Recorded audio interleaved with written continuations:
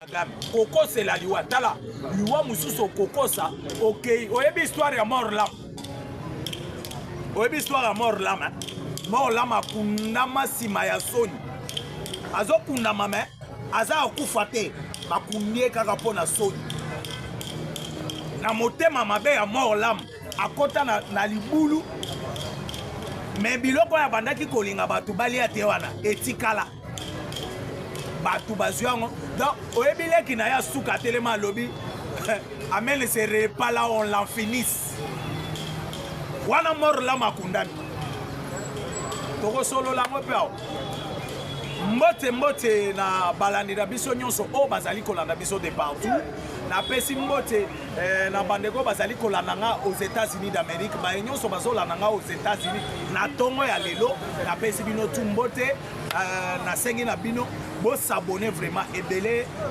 na Stern TV na ba chaîne partenaire nyonso oyo bozali kolanda nga bo s'abonner bo liker émission na bino et surtout ba commentaire na bino na lingaka ba commentaire na bino boko makabozo poser ba question et ça la kanga bien makasi na zela ba question na bino na ba commentaire bo aimer émission na bino bo aimer ba j'aime na bino na et ça la kanga bien makasi. Je commence d'abord avec le dossier Vital Kamerhe. Boyebi journal lobi na expliquer ki bino makambo Vital Kamerhe alobaki parce que ezate ke na bandela lisusu kuna na banda ko ya te. Et vous savez tous que Vital Kamerhe a fait les faux bruits na kati ya mboka na biso. Babengisaki na CNS akende kosamba kuna. CNS batendre basengaki ba preuve ya makambo ya lobaki. Nombre de personnes a pesaki ke bakufi na moba alobaki 318 personnes bakufi na moba. Mais CNS bayebisaki Vital Kamerhe comme toi tu as le nombre de personnes au bakufi na moba, tu peux avoir des preuves.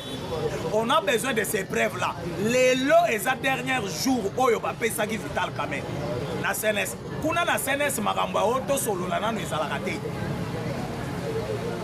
Na CNS makambo auto solo zelana nu na ezalaka te.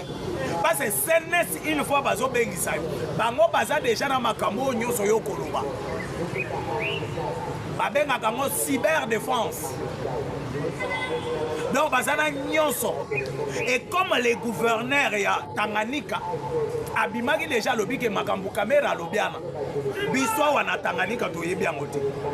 Kolo ville, Kolo province, c'est les gouverneurs. Mais Kamerhe alobi biloko na lobi. Mais nga naza gouverneur à Tanganyika.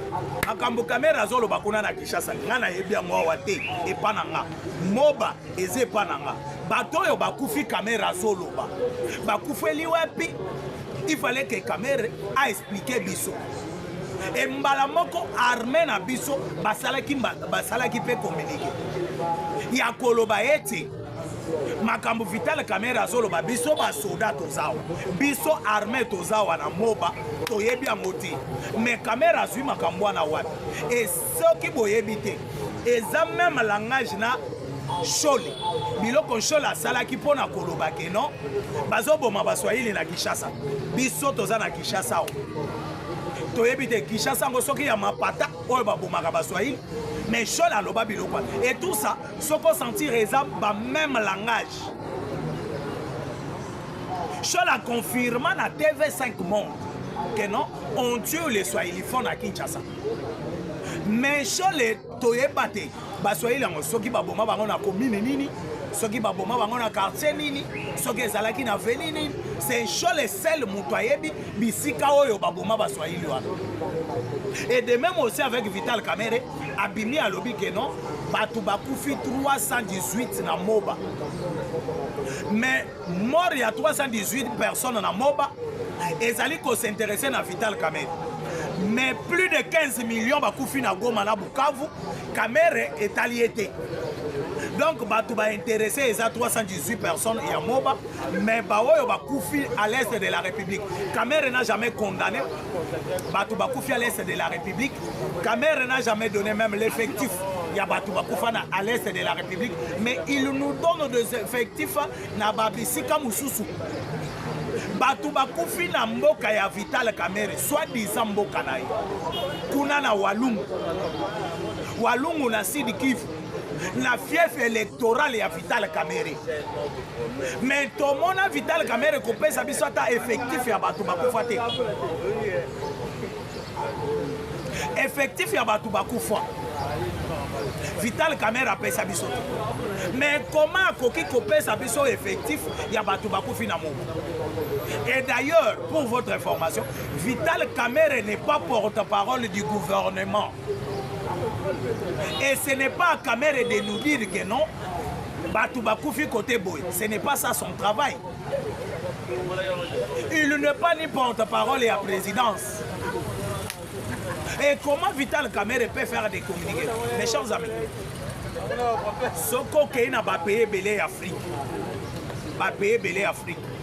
C'est que je peux vous dire. Bah, comme même il y a un président, comme un président Assemblée nationale et à Brazzaville, tu es bien. Comme il y a un président Assemblée nationale, il y a Rwanda, tu es bien. Il y a Ouganda, tu es bien, il y a Angola. Mais Vital Kamerhe est en Afrique mobile, non, le président de l'Assemblée nationale, il y a Congo. Et ce que Tali, Batou Bazolo Bamutambazo, c'est la populisme. Vraiment, ton populisme, c'est Vital Kamerhe. Vraiment, ton populisme, c'est Vital Kamerhe. Vous le savez en 2007, 2008.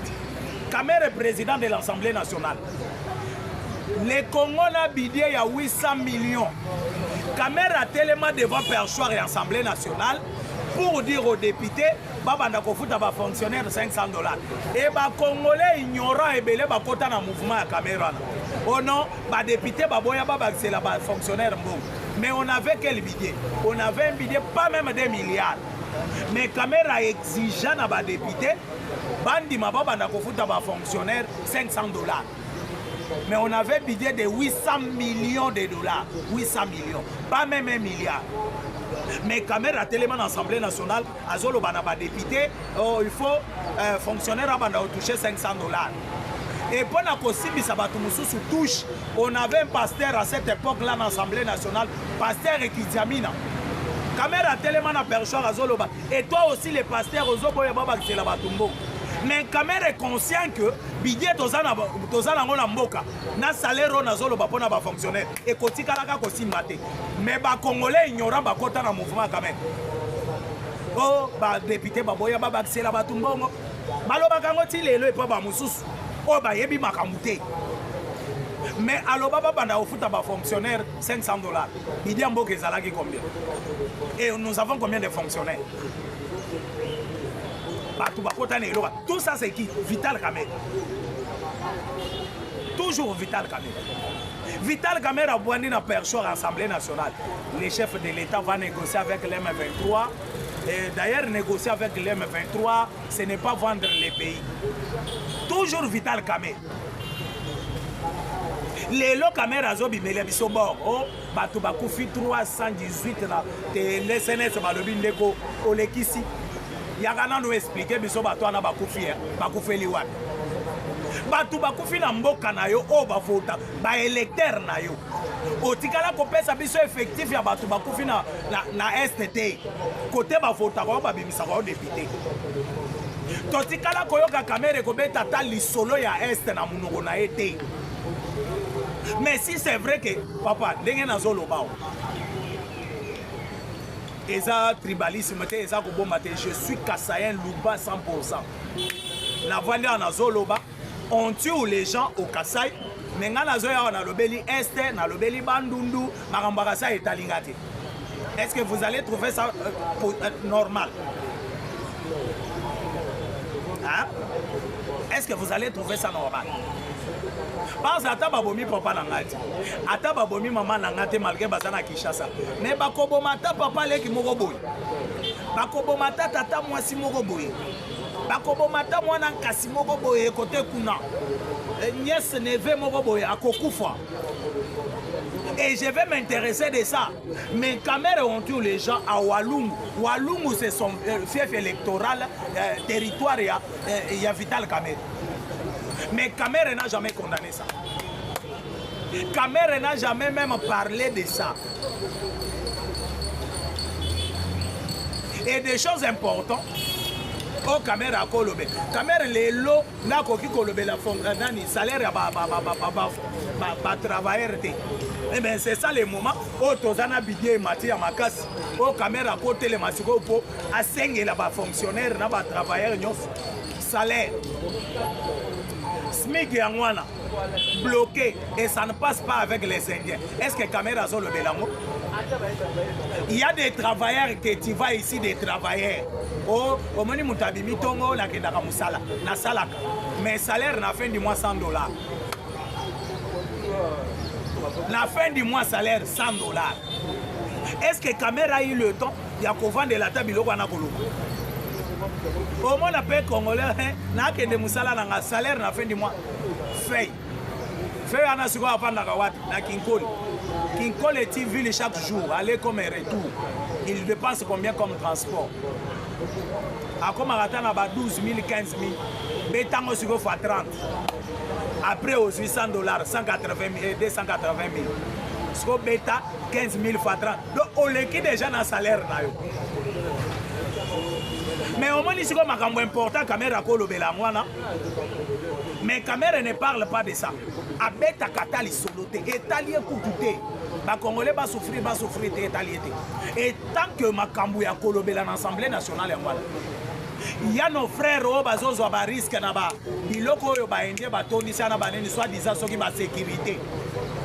Omoni mutu azotambola na camion ya mbongo bakende kokongola bambongo akende boyoni to ça le recouvrement siko omoni mwana mai soki ba paquet evimba yo wana vandi siko au maître bazobenga e maître mais maître azoyeba te azotambola na liwa camion mbongo ozana munduki na maboko te eloko te salaire ya $100 ozovimba na sima ya mbongo ya ende caméra makambo ya koloba yango na caméra s'intéressaka nango te ya que non ba groupe ya gardinage oyo eza na Congo omoni peut-être élément moko na société bakei koposer mbongo ebimaka mpo na élément na peut-être $500 mais élément na azwaka $100 $400 ekendaka na bapoche ya bakolo société olie bakolo société bazwa $100 bapesa moto asalaka 400. Caméra ne parle pas de ça. Caméra ne parle pas de ça. Italien koutouté. Makambo important ya koloba yangwana. Ya muntu azosala musala, azozwa pas même moitié ya mbongo ezobima pona musala na ye. Omoni mususu abimi. Papa yo zalaka nani? Nga nazala inspecteur. Inspecteur ya nini? Oh, ya groupe ya gardinage. Salaire $150. Mais inspecteur ana mbongo ebimaka pona inspecteur ana ekozala ta $1000.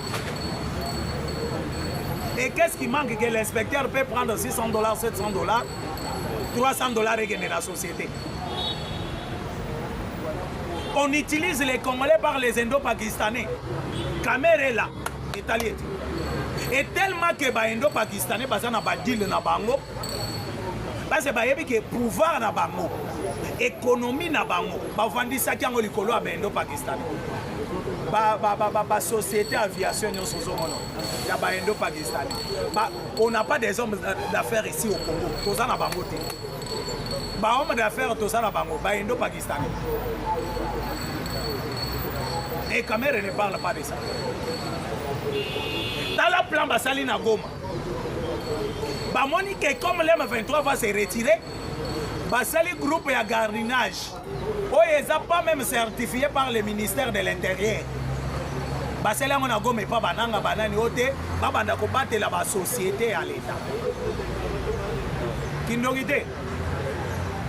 Comment vous pouvez faire un groupe de gardinage, babanda même ko sécuriser Goma na ba société, mais ministère de l'Intérieur, ba yebi société en a dit. Ministère de l'Intérieur, ba yebi société en a dit. Est-ce que vous trouvez ça normal? Des choses importantes que Caméra peut parler. Caméra zolo bangote. Ya Caméra. Ya Caméra. La nanga bien. Oyiba mbongo ya 100 jours. Batu na yo babandaki kosambisa yo. Bosala deal. Bacha yo ba condamné na infraction moko ezalaka te o non vol intelligent. Ezalaka te na ba infraction. De façon que Erokosala recours batika yo. Mais batika yo obima mais na mito ba congolais ozalaka moyibi soki tozwi micro balade tobandi kotambola nango na kati ya bacongolais batieli bacongolais micro balade congolais ata moko te akondima yo nyonso tokotiela micro akoyebisa biso camere c'est un voleur camere c'est un voleur na mito ya bacongolais bango batikala kondima teke oyiba te oza moyibi makambo important ya koloba na mboko eza ebele laissez nous distraire CNS bazozela o lelo omemela bango bapreuve ya bato oyo bakufaki oya na bafoto ya bibembe olakisa bango ke non botala bato bakufaki na moba bango ye CNS bazozela o lelo mutamba kaka nde bakomi mbango te mutamba abima na mais kamere mpe ifo kokoma abima Kinshasa te kamere mpe abima Kinshasa te Kamera abimi ayebisi biso ke non dans l'Assemblée nationale bongo kosomba bike na bapapier duplicateur eza te potala nonu degré ya nabenga ngo boulot toni dans l'Assemblée nationale bozangi rama ya papier duplicateur $5 arama ya papier duplicateur c'est $5 carton mobimba ya papier duplicateur c'est moins de $30 mais azana mbongo te ya kosomba babike na bapapier duplicateur mais mbongo ya bamission de service ya camere kovoyage na 15-20 personnes nsima na ye bazozwa bafrais de mission wana ezali mais mbongo ya kosomba bapapier duplicateur eza te. Camere est en train de blaguer avec notre pays. Il faut qu'on se dise vrai. Le président de l'Assemblée nationale blague avec la République démocratique du Congo. Ça c'est minimiser les Congo. Mais comme CNS bazozela elelo tozozela nalongwa na dossier wana. Mes chers amis, nayebisaki bino journée ya lobi na kati ya ville ya Bukavu moto epelaki ya blague te oyo babengaka moto oyo kaka bapesa mokombo ya moto wazalendo bapelisaki moto na ndenge blague te kaka ndenge président Miyaki alobaka bana ya Dibumba bana ya Nganajika bana ya Mweka bana ya Kikwit bana ya nini bosangana mpona kobundela mboka nde shakatoka oyebi biloko na nde président Miyaki abetaka ngo te nde shakatoka lukonga nini bosangana parce que lolenge tozosolola na bino la République démocratique du Congo et que les Rwandais se croyaient peut-être être malins. Rwanda babandaki ko croire que baza malin. Mais dans la place États-Unis a piégé qui Rwanda pe akangami na piège. Bolosa ya wana Congo. Asololi ya wana Congo akena Rwanda. Kagame simbi bolosa na loboko. Yaka tokende la la kisope minere na biso tozala nango na Rwanda. Basa la lobbying bakutana na administration américaine. Bakutana na quelques responsables. Il y a département américain. Et lorsque Bakekou Baebisi Bango, nous n'avons pas de problème avec vous. Nous allons signer les accords avec le Rwanda. Le Rwanda et la RDC. Parce que l'insécurité a un nom. L'insécurité, c'est M. Paul Kagame. Et lorsque Baebisi Bango Bango, que nous puissions signer dans Congo, dans Rwanda, Yango Boyoki, qui Kaya Karoubi Abibi aux États-Unis d'Amérique, il y a Koloba Pouete, patron, il y a mouvement, il y a M23, patron, il y a Alliance Peuple Congo, il y a AFC, c'est M. Joseph Kabila, la sous-forme. Il y a Ketango Koloba Bongo pour que les Américains puissent comprendre que ezali mouvement il y a Kabila, ezali mouvement il y a M. Paul Kagame. C'est dans ce sens-là. Croyant que bazali kosala, on n'a pas pensé au gouvernement congolais, on a pensé Fachi, bango moko bami kwesi na libulu lisusu. Ngai nasali koyebisa bino que UDPS a sali lit noble pendant 35 ans. Une opposition sans armes. Na 37 ans. Biso to biso bango peke. À ça la opposition il y a 37 ans na rébellion. Tala âge oyo Kabila sali na yango. Tala âge oyo Katumbi sali na yango. Soki sali opposition. Il y a rébellion. Il y a 37 ans. À Kosu Kaboli. Binomo Koboyano. Yo so mona militaire il y a 70 ans Azali Kobunda. Un militaire de 80 ans Azali Kobunda. Tala âge ya Kabila.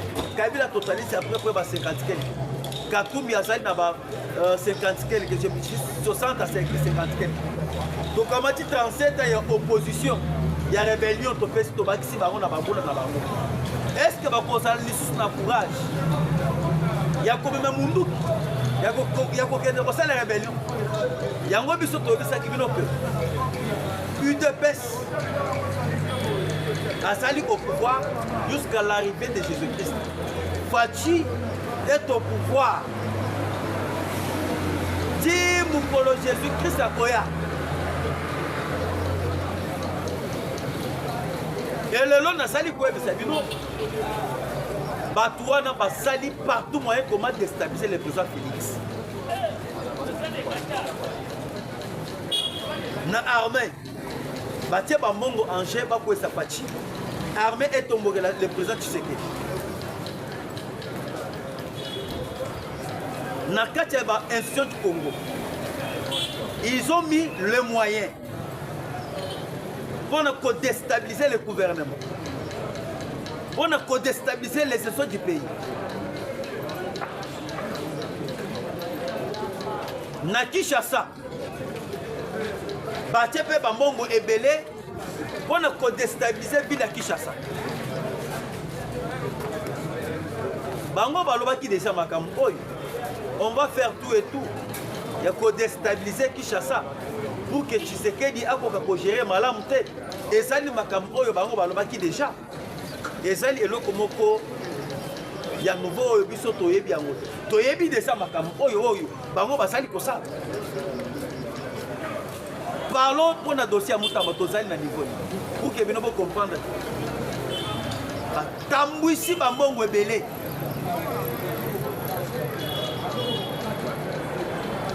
Pour un dossier, il y a Constant Moutamba.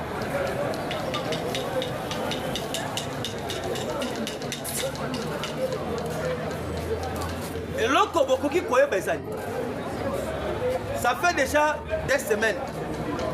Basali conseil des ministres, Moutamba Basali absent.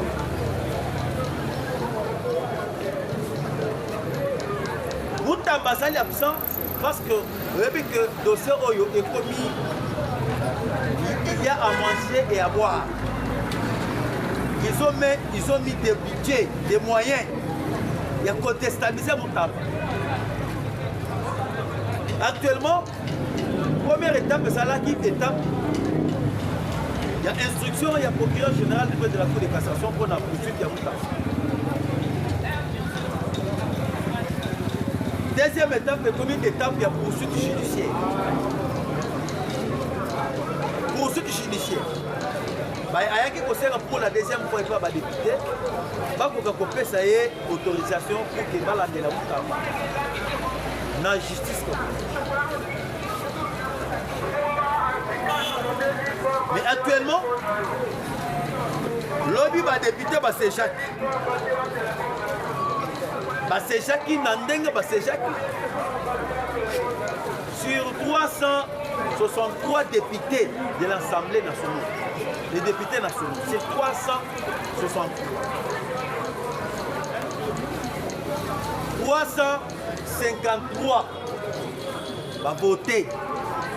Pour que l'humilité, il y a Moutamba à la pression. C'est mes habitants qui est en action. Il y a qu'à soutenir les députés. Et les députés, ils ont sacrifié Moutamba. Pour que Makambo ait intérêt à l'État caméra, pour na makambo oyo etali pour na intérêt ya monsieur Joseph Kabila. Et Moutamba a été sacrifié hier.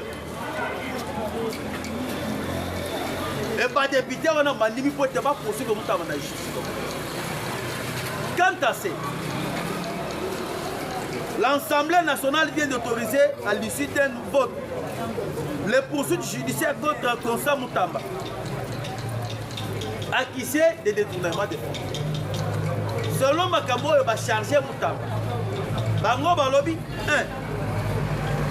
Voici le fait reproché. C'est qu'on a eu à reprocher à Constant Moutamba. Balobi, absence d'autorisation du gouvernement. Inexistence du bureau de la société signon à l'adresse indique. Et à part ça, vous pouvez nous comprendre parce que nous sommes dans un milieu public, nous sommes au marché, récemment devant le Parlement de vous. C'est pour cela que vous devez tolérer par rapport à Makelele, par rapport à ma camion surtout. Et ça, les bureaux, parce que je pense que la suite, vous avez mis dans le bureau. Quand vous êtes en plateau, vous allez échanger avec vous sans qu'il y ait inquiétude. Vous voyez que tu es dans le moment parce qu'il y a un temps, votre solo n'a pas noté. Il y a un moment où tu es dans le moment où d'abord, tu es dans moins 20 minutes, moins 30 minutes, moins 15 minutes. Il y a que bon, par rapport à dossier, il y a des gens qui sont pour la loi, il y a M. Paul Kakane. Maintenant, dans ma campagne, il va charger Moutamba. Balobi.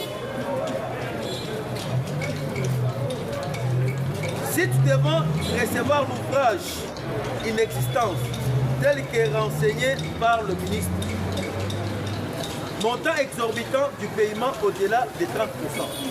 Et ça, il va charger Moutamba par rapport à ce que... Pour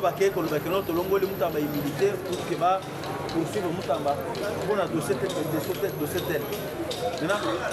Dans ces cas, ça demandera que tous on a vu dans la prochaine émission. Maintenant, néanmoins, colonel Ramazani est cité dans plusieurs dossiers.